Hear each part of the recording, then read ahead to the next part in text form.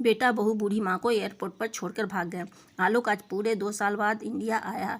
एक छोटे से शहर में उसके माता पिता का घर है। पिताजी तो रहे नहीं, लेकिन उस घर में माँ रहती है। घर 2 मंजिला बना हुआ है। माँ अकेली रहती है। ऊपर का घर तो किराए पर चढ़ाया हुआ है। नीचे मालती देवी खुद ही रहती है। बेटे और बहू के आने से मालती जी आज बहुत खुश हैं। खुशी के मारे ज़मीन पर पैर नहीं पड़ रहे हैं।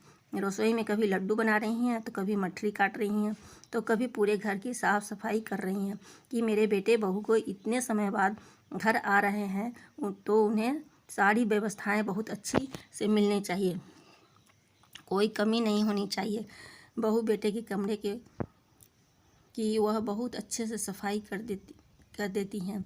बेटे बहू के आने से पहले ही वह छोले की सब्ज़ी, सूखी सब्ज़ी, रायता, खीर, पापड़, पता नहीं क्या क्या बना लेती हैं। मालती जी को खाना बनाना बहुत पसंद है और उसके हाथ का खाना बनता भी बहुत स्वादिष्ट है। जो भी खाता है वह तारीफ़ करता है और आलोक को तो अपनी माँ के हाथ का खाना बहुत पसंद है। बेटे बहू के आते ही वह सबसे पहले सबको बढ़िया सा चाय नाश्ता कराती हैं, फिर शाम को खाना खिलाती हैं। बेटा बहू अपनी माँ के हाथ का खाना खाकर तारीफ़ करते हैं कि माँ आपने बहुत ही अच्छा खाना बनाया है, आपके हाथों में तो जादू है जादू। घर का खाना बनाने का सारा काम मालती जी ही करती थीं, क्योंकि सबको घर में मालती जी के हाथ का खाना बहुत पसंद था। 2 दिन बाद आलोक अपनी माँ से कहता है, माँ अब तुम इधर अकेली रहती हो तो तुम्हारा मन नहीं लगता होगा। अब तुम ऐसा करो कि हमारे साथ विदेश चलो, उधर तुम हमारे साथ ही रहना, तुम्हें अच्छा लगेगा। इधर अब कौन है तुम्हारी देखभाल करने वाला। मालती जी कहती है, बेटा तुम कह तो ठीक रहे हो, अपनी बहू बेटे के साथ तो हर कोई अपना बुढ़ापा काटना चाहता है।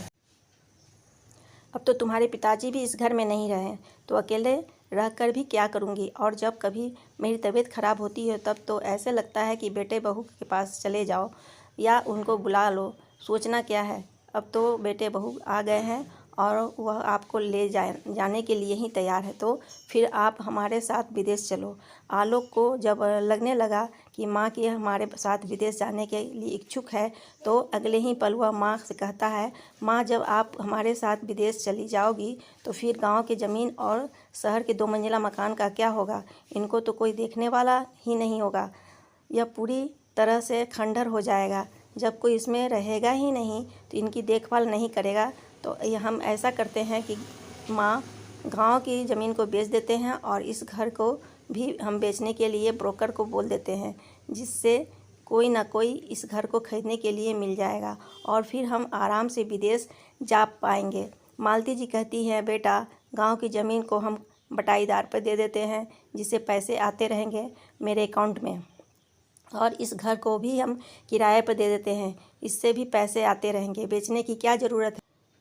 तभी बहू सोनम कहती है, माँ हम तो विदेश से 4-5 साल तक नहीं आ पाएंगे, तो फिर किराए पर देने का क्या मतलब है। कहीं ऐसा ना हो कि इतने सालों तक हम इधर ना आ रहे हों और किराएदार हमारे घर की कब्जा को जमा ले और हमारी ज़मीन के साथ भी कुछ ऐसा ही हो।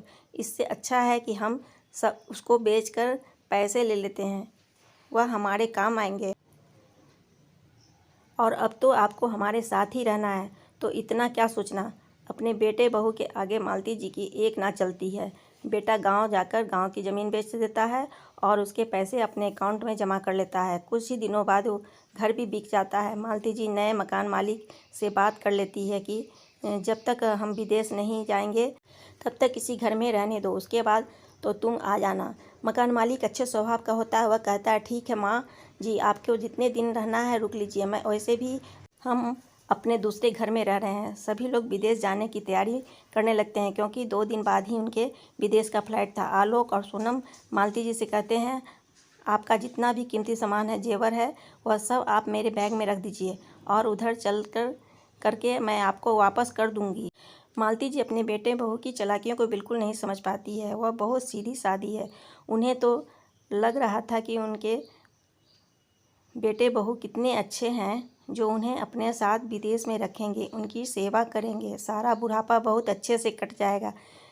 अब किसी बात की चिंता नहीं है। एयरपोर्ट पर पहुंचने के बाद आलोक अपनी माँ को कहता है कि माँ तुम थोड़ी देर इस बेंच पर बैठो, मैं अंदर टिकट चेक करा कर आता हूँ। मालती जी कभी ट्रेन से भी नहीं गई थी, तो उन्हें क्या पता था कि प्लेन से जाने का क्या प्रोसेस होती है। वह अपने बेटे पर भरोसा करके उधर ही लगी हुई एक बेंच पर अपना बैग रखकर बैठ जाती है और बेटे के आने का इंतज़ार करने लगती है। इंतज़ार करते करते उनको 1 घंटा बीत जाता है, लेकिन बेटा उनको वापस लेने नहीं आता है। अब मालती जी थोड़ा सा इधर उधर टहलने लगती है और चारों तरफ नज़रें घुमाने लगती है कि कहीं उनका बेटा बहुत दिख जाए। इसी तरह से 2 घंटे बीत जाते हैं। अब तो मालती जी को भी घबराहट होने लगी थी कि पता नहीं बेटे बहू अभी तक क्यों नहीं आए, क्या हुआ। उनके दिमाग में भी बहुत सारे ख्याल पैदा हो रहे थे। वह पास में खड़े एक पुलिस वाले से पूछती है, बेटा, मेरा बेटा अंदर गया है टिकट को चेक कराने के लिए, अभी तक नहीं आया है, ज़रा पता कर दो कि वह क्यों नहीं आया। मुझे भी लेकर विदेश जाने वाला था। पुलिस वाला आलोक के 10 मिनट तक इधर उधर ढूंढता रहा, लेकिन उसको कहीं आलोक नहीं मिलता है। फिर वह मालती जी से आकर पूछता है कि आपका बेटा विदेश में कहाँ रहता है। तो बड़ी मुश्किल से मालती जी बता पाती हैं कि उनका बेटा तो कनाडा में रहता है और वह मुझे भी उधर ही ले जाने वाला था। पुलिस वाले को सारा माजरा समझ में आ जाता है और वह मालती जी को आराम से समझाते हुए कहता है, माँ जी, आप अपने घर जाइए, आपका बेटा आपको लेने नहीं आएगा, क्योंकि वह तो कनाडा वाली फ़्लाइट में बैठकर चला गया। कनाडा की फ़्लाइट तो कब की निकल चुकी है। पुलिस वाले की बातें सुनकर ही मालती जी को पहले तो भरोसा ही नहीं होता है, इसलिए वह शाम तक अपने बेटे का उधर ही बैठकर इंतज़ार करते रहती है। लेकिन जैसे जैसे रात का अंधेरा होता है, वैसे वैसे मालती जी को अपने बेटे के उनके छोड़ के विदेश जाने का भी भरोसा होने लगता है। फिर वह नम आँखों से अपना बैग उठाती है और अपने घर की तरफ चल पड़ती है। सीढ़ियाँ उतरते समय लड़खड़ाकर गिर जाती है। उन्हें तो भरोसा ही नहीं हो रहा था कि उनका बेटा उन्हें इतना बड़ा धोखा देगा। अब तो उन्हें समझ में ही नहीं आ रहा था कि वह जाए तो जाए कहाँ। बेटे ने तो उनके हर तरह के हाथ पैर काट दिए, गांव के ज़मीन भी बेच दिए और शहर का घर भी बेच दिया। अब मैं रहूँगी क्या और खाऊँगी कैसे, जीऊँगी कैसे। उन्हें तो अभी भी भरोसा ही नहीं हो रहा था कि उनके बेटे बहू ने उनके साथ इतना बड़ा छल किया है। वह बहुत दुखी हैं। परेशान सी मालती जी एक ऑटो लेकर अपने उसी घर में आ जाती है जिसको उन्होंने बेच दिया और बाहर के चबूतरे पर आकर बैठ जाती है और अपने घर को निहार कर देखती है और खूब रोती है। अपने पति की याद करती है कि देखो, आज तुम्हारे बेटे ने मेरे साथ कितना बड़ा धोखा किया है। अपने साथ नहीं ले गया था तो मत ले जाता, कम से कम मेरा घर तो ना बेचता। अब मैं कहाँ रहूँगी। रात भर मालती जी अपने ही घर के चबूतरे पर रोती रही। सुबह घर का नया मालिक आता है और देखता है कि अरे, यह तो उस घर की पुरानी मालकिन है और घर के बाहर चबूतरे पर लेटे हुए रो रही है। वह आता है और कहता है, माँ जी, आप तो अपने बेटे के साथ विदेश जाने वाली थी, फिर क्या हुआ, आप नहीं गईं क्या विदेश। मालती जी रोते हुए सारी कहानी बताती है। उनके घर का नया मालिक बहुत ही नरम दिल और उदार व्यक्ति था। वह कहता है, माँ जी, आप बिल्कुल भी चिंता मत करो, वैसे भी मेरे यह घर किराए पर देने के लिए ही लिया है, मैं तो अपने दूसरे घर में रहता हूँ। आप एक काम करो कि बाहर वाला एक कमरा आप ले लो, बाकी का घर मैं किराए पर चढ़ा दूँगा। मालती जी एक कमरे में रहने के लिए तैयार हो जाती है और अपने नए मालिक को बहुत सारा आशीर्वाद देती है, बेटा तुम हमेशा खुश रहो। और वह उसी घर में अपना रसोई का पूरा सामान, राशन पानी भी उठा लेती है और अपने उस कमरे में रख लेती है, जिससे वह अपना खाना बनाने लगती है। कुछ समय बाद उसका राशन ख़त्म हो जाता है। अब उन्हें लगता है कि ऐसे कैसे काम चलेगा, बैठे बैठे तो कोई भी खिलाने वाला नहीं है और बेटे के धोखे से अभी उबर भी नहीं पा रही थी कि बार बार रो रही थी। 2 महीने जैसे तैसे निकाले निकलते हैं। अब मालती जी सोच लेती है कि ऐसे काम नहीं चलेगा, ज़िंदगी जीना है तो कुछ करना ही पड़ेगा। इसलिए वह अपने नए मालिक से 5,000 रुपया उधार लेती है और घर में टिफ़िन बनाने का काम शुरू कर देती है। मालती जी खाना तो बहुत अच्छा बनाती थी, उनके हाथ में तो बहुत स्वाद था। उसी घर में 8-10 लड़के रहते थे जो पढ़ाई के सिलसिले में अपने घर के बाहर शहरों में रहते थे। वह भी मालती जी से सुबह शाम खाना का टिफ़िन लेने लगे। अब तो मालती जी के पास धीरे धीरे पैसे भी आने लगे और थोड़ी सी बचत भी होने लगी। 1 साल बाद मालती जी का टिफ़िन में नाम हो गया, क्योंकि वह खाना बहुत स्वादिष्ट बनाती थी और सभी को उनका खाना बहुत पसंद आता था। उनका टिफ़िन 10 टिफ़िन से काम शुरू हुआ था और आज तो पूरे शहर में उनके 300 टिफ़िन दिन के जाते हैं। और अब तो उन्होंने काम के लिए 2 लड़के भी रख लिए हैं और साथ ही घर में खाना बनाने के लिए 2 सहायिका रख ली है।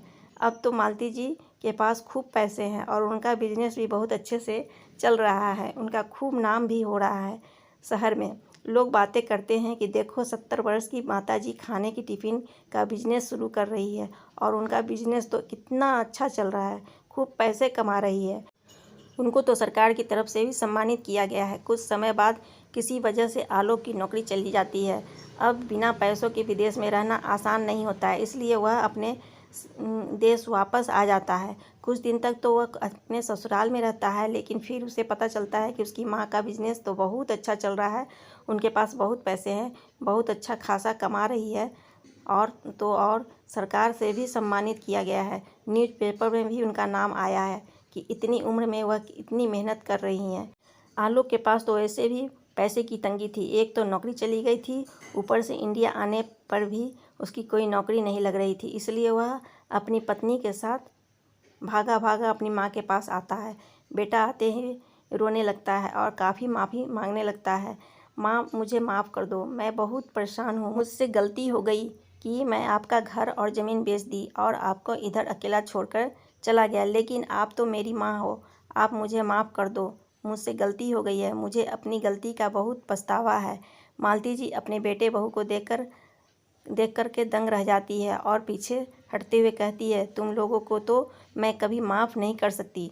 तुम लोगों ने मेरे साथ जो किया है वह अच्छा नहीं किया है। तुमने एक बूढ़ी माँ का विश्वास को तोड़ा है, उसको धोखा दिया है, यह मुझे कतई बर्दाश्त नहीं है। अरे तुम तो मुझे इधर अकेला मरने के लिए छोड़कर चले गए थे, मेरे बारे में एक बार भी नहीं सोचा, इतना बड़ा प्लान बना लिया तुमने मुझे धोखा देने का। अरे कुछ तो मेरे लिए छोड़ देते कि बूढ़ी माँ कर आएगी तो कहाँ रहेगी, क्या खाएगी। नहीं ले जाना था तो इधर ही बोल देते, मुझे इतना बड़ा धोखा देने की क्या ज़रूरत थी। आलोक और सोनम बनावटी आंसू निकालते हुए कहते हैं, माँ अब जो हुआ सो हुआ, उसको तो हम बदल नहीं सकते हैं, लेकिन आपको क्या पता है हमने कितनी मुसीबतें झेली है। अरे 6 महीने पहले मेरी जॉब चली गई है, एक एक पैसे के लिए तरस गए हैं। अब तो मेरे 2 बच्चे भी हैं, उनकी पढ़ाई का भी खर्चा है। माँ आप तो इतने पैसे कमा रही हो कि आपने अपने इस घर का वापस खरीद लिया, तो मुझे अब इसी घर में रहने दो ना, फिर धीरे धीरे मैं भी कहीं नौकरी ढूंढ लूँगा और इस घर में सभी मिलजुल कर हंसी खुशी रहेंगे। लेकिन मालती जी अपने बेटे के धोखे को बिल्कुल भी नहीं भूलती है। वह अपने बेटे से स्पष्ट रूप से कह देती है, अब मुझे किसी के सहारे की ज़रूरत नहीं है। अगर मैं फिर से तुम्हारा सहारा पकड़ लूँगी तो पता नहीं तुम मुझे फिर धोखा दे दोगे। अब मुझे तुम पर बिल्कुल भरोसा नहीं है और मुझ में बार बार धोखा सहने की शक्ति भी नहीं है। तुमने जो करना है वह करो, जहाँ नौकरी ढूंढनी है ढूंढो, पर ना ही तो मैं इस घर में तुम्हें रखूँगी और ना ही अपना एक पैसा तुम्हें दूंगी। जो भी पैसा कमाती हूँ अपने दम पर कमाती हूँ। तुमने तो मेरा सब कुछ छीन लिया था, उसके बाद भी मैंने इतना सब कुछ कर लिया और तुम तो अभी जवान हो, जाओ अपनी परेशानियों से संघर्ष करो, पैसा कमाओ और अपनी ज़िंदगी जैसे जीना है जियो, पर मुझे कभी मुझसे उम्मीद नहीं रखना। इतना कहकर वह अपने कमरे में चली जाती है और दरवाजे को बंद कर लेती है। बहू बेटा भी अपनी माँ की बात को सुनकर मुंह लटकाकर घर से निकल जाते हैं। तो दोस्तों, आपको मालती जी का निर्णय कैसा लगा? अगर पसंद आया हो तो कमेंट करके ज़रूर बताइएगा।